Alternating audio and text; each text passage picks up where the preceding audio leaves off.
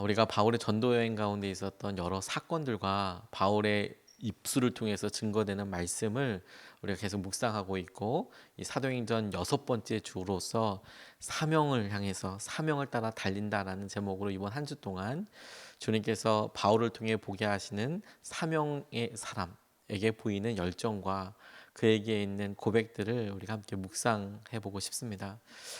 지난 본문에서 바울이 매질을 당했던 날도 있었고, 그 이후에 데살로니가와 베레와라는 곳에 가서 전도하면서 하나님께서 그곳에 그리스인과 같은 이방 사람들과 귀족 여인들, 그리고 여러 사람들에게 복음이 전도되는 것을 확인하게 해주셨습니다. 그리고 함께 일행이었던 실루아노, 그리고 디모데는 내려 거기 두고 바울만 이동하게 되는 일이 있었습니다.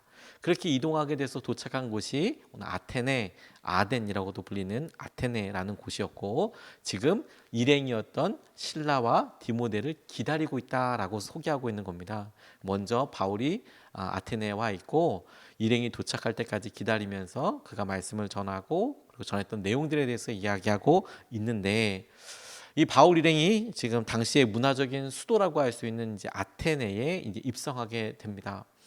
당시에 군사적으로는 로마가 지중해 연안을 다 점령해서 막대한 영향력을 미치고 있었지만, 문화적으로는 그리스가 오히려 통일했다고 보는 학자들이 많이 있습니다.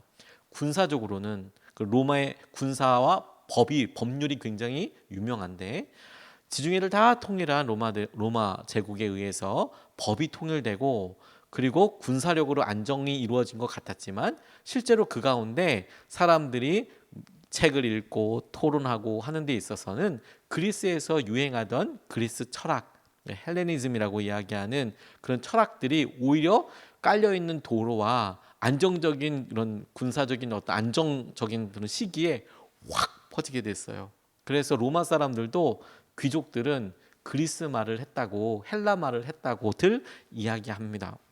지금 그 아테네 문화적인 수도에 와서 이 바울이 본 것을 쭉 설명하고 있는 겁니다. 그가 우상 숭배와 인본주의의 중심지였다고 할 수 있는 이 아테네에서 보고 깜짝 놀라게 됐어요. 실제로 그리스에 나와 있는, 우리가 알고 있는 제우스나 뭐 헤라나 이렇게 있는 그리스 신화라고 이야기하는 그 신화의 내용들은 그리스 사람들이 실제로 제사도 지내고 믿었던 신들이에요. 또 더 놀라운 것은 로마 사람들이 이름만 바꿔서 똑같은 신을 믿었어요. 예를 들어서 뭐 주피테르 뭐 이런 식으로 해서 로마 이름이 각각 헬라 이름에, 그리스 말 이름에 로마식 이름이 그냥 바뀌어진 정도로 당시의 신화를 그대로 믿고 있었어요. 그 한가운데 지금 바울이 가서 보자마자 느꼈던 일들에 대해 이야기하고 보였던 행동입니다. 첫 번째로 오늘 우리가 같이 주목하고 붙잡고 싶은 것은, 우리의 마음을 점검해보고 우리의 믿음의 기준을 다시 한번 회복하고 이렇게 점검해 볼 수 있는 중요한 기준이라고 싶은데, 바울에게서 발견되는 거룩한 분노에 대해서 같이 우리가 붙잡고 기도하고 싶어요. 16절 말씀을 보면 이렇게 증거하고 있습니다. 바울은 아테네에서 그들을 기다리고 있는 동안에 온 도시가 우상으로 가득 차 있는 것을 보고 격분하였다라고 나와 있습니다.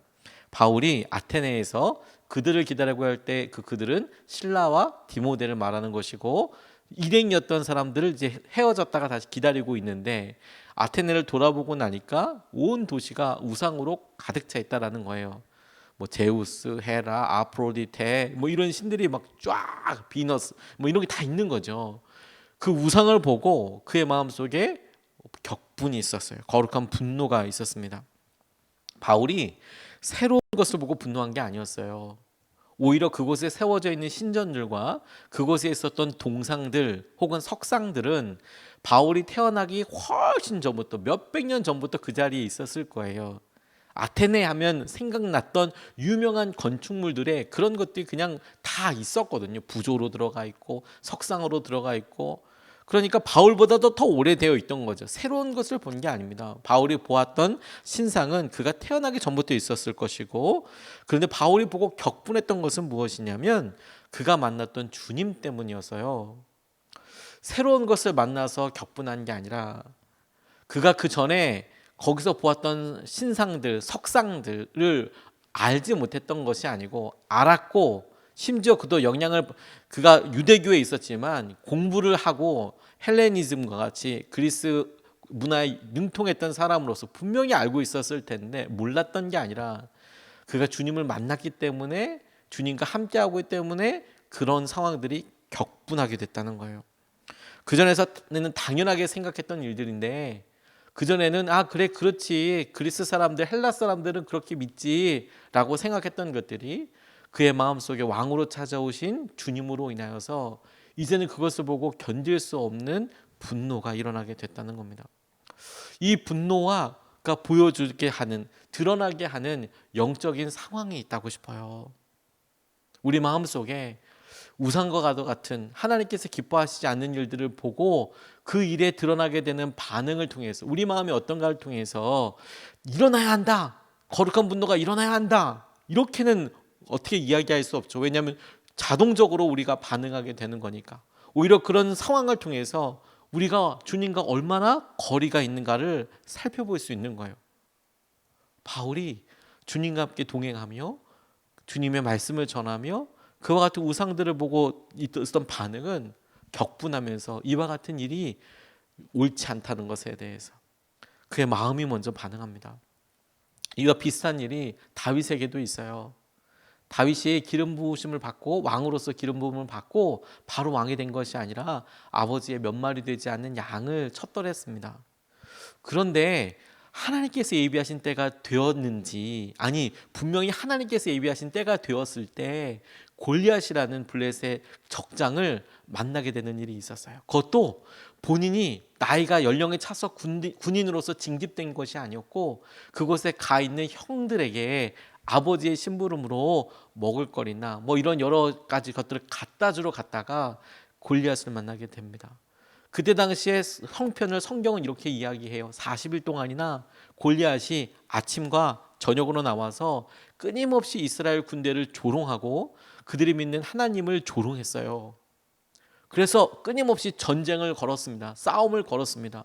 전쟁에서 너희들 중에 누구든 나와 싸워서 1대1로 대결해서 이기면 우리가 다 너희들 종되고, 내가 이기면 너희들 다 우리 종되고, 대장전이라고 하잖아요. 대장끼리 나와서 한번 붙어서 이렇게 해보자라고, 그것도 없냐, 너희들 다 겁쟁이냐, 이런 식으로 계속해서 그들을 조롱했습니다. 그들이 그냥 하나님을 조롱했어요. 40일 동안이나 그랬다는 거 아니겠습니까? 그런데 거기에 사울왕도 있었고 장군들도 많이 있었고 그리고 군사들도 굉장히 많았지만 이스라엘 백성들의 반응은 두려워하는 거였어요. 그런데 여러분, 다윗이 그와 같은 상황을 봤을 때 그의 마음속에 있었던 것이 무엇인지 아십니까? 저가 누구이기에 하나님을 욕되게 하며, 저가 누구이기에 하나님을 조롱하고 이스라엘의 군대를 모욕하는가에 대해서 그의 마음속에 거룩한 분노가 일어났습니다. 모든 사람들이 그곳에 있었고 많은 사람들이 있었고 거긴 뛰어난 사람도 있었고 나이든 사람도 있었고 전쟁의 경험이 많은 사람들도 있었는데, 그런데 그 가운데 두려움에 떠는 사람들이 다였고 격분하여서 일어나게 된 다윗을 하나님은 주목하시고 사용하여 주셨어요. 주님께서 우리의 마음을 여러 상황들과 형편들 가운데 이렇게 차이나게 하시고 드러나게 하신다고 싶어요. 바울의 마음 안에 있던 거룩한 분노를 통해서 주님을 향한 우리의 열정과 마음을 가늠해 보게 됩니다. 우리 마음속에 세상과 타협하고 세상의 기준이 들어와 있고 혹은 전에는 이건 생각도 못했어라고 싶은 일들에 대해 우리가 하고 있는 여러 일들을 주님께서 우리에게 다시 한번 거울처럼 보여주시는 일이라고 싶어요. 우리의 마음은 어떠냐? 우리는 주님께서 하신 말씀과 은혜대로 살고 있느냐? 어느 순간에 주님과의 관계가 어떠한지 스스로 확인해 볼 수 있는 기준 중에 하나가 우리가 우상과도 같이 하나님께서 기뻐하시지 않는 것에 대한 우리의 마음, 분노와 같은 것이라고 싶어요. 당연하다고 생각하는 일 가운데 주님보다 앞세우는 기준이나 우리가 경배하는 우상은 없는지 점검해 봐야 합니다. 오늘 이것을 통해서 하나님, 우리는 세워놓은 우상을 보고 원래 저기서 있었던 것이라고, 원래 그렇게 해왔던 것이라고, 원래 우리는 그것을 다 상식적으로 통용하고 있는 것이라고 그렇게 물러설 것이 아니라, 하나님, 하나님의 약속과 하나님과 함께하는 것으로 인하여서 우리가 그 일을 말씀대로 반응하고 주님 그렇게 살아가게 해주십시오. 그게 우리의 방향이 되기를 소원합니다. 두 번째로 바울이 보이고 있는 독특한 행동과 이 아테네에서만 드러나게 되는 표현되는 이 사도행전에서 이 아테네에서 특별하게 부각되고 있는 모습 한 가지가 있어요. 전도할 때 보통은 바울이 전도한 내용들만 나와 있는데 이 전도한 내용 중에서 바울의 메시지 가운데 발견되는 특별한 전도자의 어떤 태도, 어떤 마음 같은 게 있어요. 그게 뭐냐면 토론과 설득을 통해서 드러나게 되는데 먼저 17절 말씀을 보면 그래서 바울은 회당에서는 유대 사람들과 이방 사람 예배자들과 더불어 토론을 벌였고 또한 광장에서는 만나는 사람들마다 날마다 토론을 했다라고 이야기했습니다. 회당에서는 말씀으로 토론을 하고 이제 광장에서는 지나가는 사람, 우리로 얘기하면 노방전도겠죠. 만나서 복음에 관심 있는 사람들에게 토론을 했다는 거예요. 토론이 두 군데서 이루어졌다는 것이죠. 이 광장 이름이 아레오바고라는 광장입니다. 22절로 25절까지 말씀해 보면 그가 하고 있는 내용이 이렇게 소개됩니다.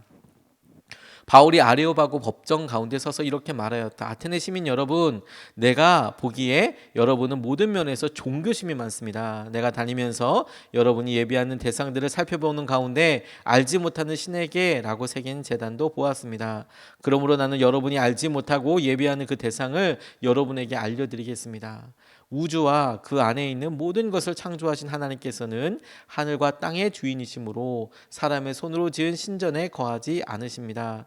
또 하나님께서는 무슨 부족한 것이라도 있어서 사람의 손으로 섬김을 받으시는 것이 아닙니다. 그분은 모든 사람에게 생명과 호흡과 모든 것을 주시는 분이십니다 라고 이야기하고 있어요. 전도하고 설교하는 내용인 것 같은데 이 아레오바고 아테네에 있는 아레오바고 광장에서 법정이라고 나와 있지만 사람들이 서서 자기의 의견을 막 이야기하는 그런 장소였거든요. 시장 가운데 있었습니다. 아레오바고 광장이. 그곳에서 얘기했던 여러 설교 내용들, 선포의 내용을 보면 열심을 내어서 아테네의 문화와 아테네 사람들의 입장에서 보고 그들을 설득하려고 그들의 입장에서 닿도록 전하는 것을 주목해 볼 수 있어요. 그러니까 다른 곳에서는 주 예수를 믿으라 그리하면 너와 구원을 얻으리라. 그래서 어떻게 하면 구원을 받겠습니까?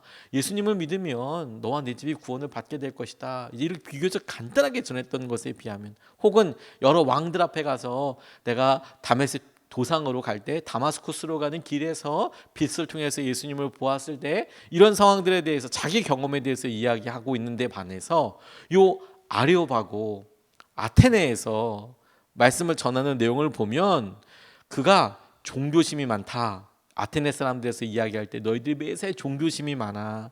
알지 못하는 신에게까지 너희들이 그렇게 제사를 드리더라.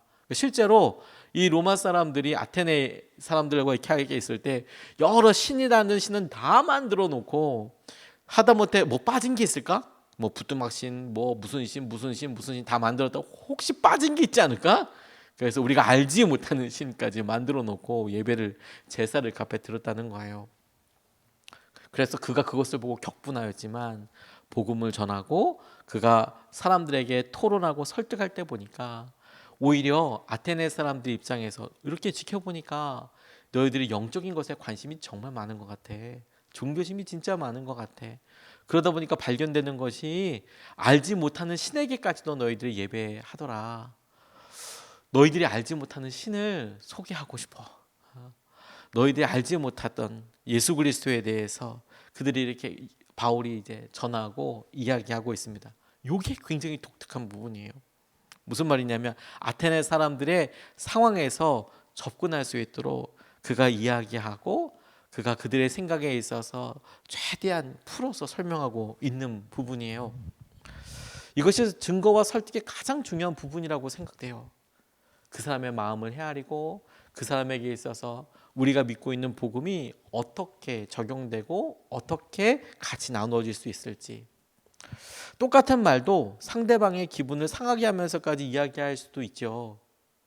그런데 우리의 목적이 복음이 잘 전달되는 거라고 이야기한다면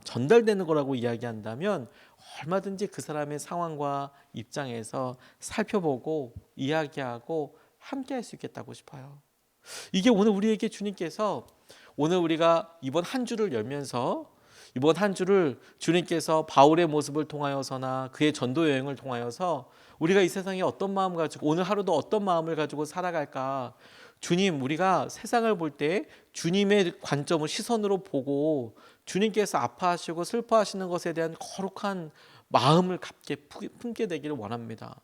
그런 거룩한 분노와 함께 시작하되 마음은 그렇대 표현을 가지고 화내고 이게 아니라, 하나님, 고통받고 어려움 당하고 있는 사람들 마음에서 우리가 저들을 설득하기 원하고 저들에게 증거하기 원하고 저들에게 증인이 되기를 원하는데, 저들의 마음을 이해하고 저들의 형편을 살펴서 전달하고 그리고 그렇게 같이 살아내는 통로로 쓰임받게 되기를 원합니다. 만약 주님께서 우리에게 완전히 분리된 삶만을 원하셨다면, 그러면 우리가 다 산으로 들어가서 사람들 만나고 살면 안 될 거예요. 근데 주님께서 우리에게 원하시는 것은 우리가 주님을 만났듯 여기 모든 사람들이 주님을 만나는 것을 원하시잖아요. 그 통로가 우리지 않습니까?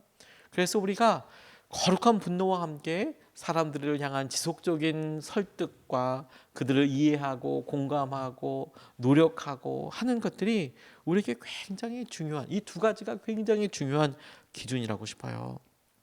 상대방이 어떤 생각을 가지고 있는지, 어떤 마음을 드는지.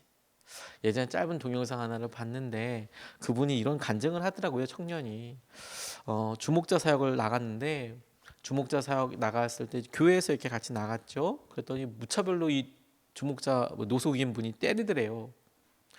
막 뭐 자기가 별로 할 것도 아닌데 갑자기 때리니까 너무 놀랐겠죠. 근데 아마 이분이 교회 갔다가 어려움을 당하셨었나 봐요. 그러니까 뭐 그런 얘기 정은 모르고 그 다짜고짜 때리는데, 그러니까 이제 이 노숙인 분이, 이 주목자분이 이 청년이 다가서 얘기하니까 자기를 무시한다고 생각하셨는지 교회에서 봉사 나온 청년이 와서 이렇게 말을 거는데 갑자기 때리기 시작하더라는 거예요. 처음에는 왜 그러세요? 이렇게 이야기하다가 이 청년이 그냥 그때는 그냥 웬일인지 그냥 맞았대요. 근데 막 교회 욕을 그렇게 하면서, 자기 교회도 아니지만 본인이 봉사 나온 교회도 아닌데 어느 교회 갔다가 그렇게 좀 고초를 당하셨나 봐요. 욕을 막 하면서 이렇게 얘기하는데 그냥 맞았대요. 맞다가 죄송하다고, 잘못, 본인 교회도 아니고 본인 일도 아닌데 죄송하다고 인사하고 가려고 하는데 그 주목자분께서, 노숙인 분께서 이렇게 말씀하시더래요. 어디가? 예수님은 전하고 가야지. 이렇게 이야기하더래요. 그냥 맞아주기만 했는데 어디가? 예수님은 전하고 가야지. 너 그러려고 왔잖아. 말이라도 하고 가야지. 이렇게 이야기하더라고. 그런 간증을 잠깐 이야기하더라고요. 이 청년에게 있어서는 이 노숙인 분이 마음이 얼마나 섭섭했을까. 교회에 뭐 밥이라도 혹은 어려운 형편이라도 이렇게 좀 나누고 싶어서 어렵게 왔는데, 어느 교회인지 모르겠지만 섭섭하게, 또 그 교회 형편도 아마 분명히 잘 섬기려고 그랬을 텐데 그런 여러 일이 있었겠죠. 자기가 할 수 있는 게 뭐냐면 그냥 이분 마음이 뭐였는지, 뭐 대단한 건 아니지만 대단한 일이죠. 그냥 맞은 거니까. 그런데 그 일로 적어도 다가갈 수 있는 문이 열리는 것을 이렇게 보았나라고 이야기하더라고요. 여러분, 우리가 오늘 여러 사람들 만나고 우리의 마음의 중심을 잃지 않았으면 좋겠습니다. 어느 순간에 우리는 우리의 생업과 또 우리의 목적을 향하여서만 살아간다고 생각하지요. 아닙니다. 우리는 하나님을 위해서 살아가는 사람들이에요. 오늘은 우리가 주님의 말씀과 오늘도 주님의 사명대로 살아가는 사람이에요. 주님께서 그 사명과 목적을 향해서 우리 쓰시기를 갈망하는 사람들입니다. 오늘도 주님께서 우리에게 주님 보시는 세상과 우리의 시선이 같아서 주님, 이것을 우리가 거룩한 주님의 마음을 품고 그리고 같이 열심을 가지고 그렇게 나아가게 해주십시오. 분노로 표현되는 열정이지만 그렇게 살게 해주십시오. 뿐만 아니라 오늘도 주님, 우리 주위에 있는 사람들을 그들의 입장과 상황에서 이해하고 공감하고 그렇게 마음으로 섬기고 함께하게 해주십시오. 우리가 이 두 가지 말씀을 가지고 함께 같이 기도하고 싶습니다. 첫 번째로 같이 기도하고 싶은 것은, 주님을 향한 열정을 허락해 달라고 좀 기도하고 싶어요. 거룩한 분노라고 이야기했지만 그것이 화가 아닐 거예요. 우상을 보고 그의 가운데 격분하는 마음이 들었대요. 저는 그것이 열정의 또 다른 표현이라고 싶어요. 주님, 우리가 주님을 향한 열정이 다시 회복되기를 원합니다. 주님의 뜻대로 이루어지지 않는 것을 보고 주님께서 아파하시는 것을 보고 우리도 주님의 열정이 회복되어 주님 그 시선으로 이 세상을 보고 주님 그 마음으로 사람들을 품고 열정으로 주님께서 주신 주님을 향한 열정과 주님의 마음으로 하나님 이 세상 오늘을 살게 하여 주십시오. 우리가 첫 번째로 같이 함께 기도하겠습니다.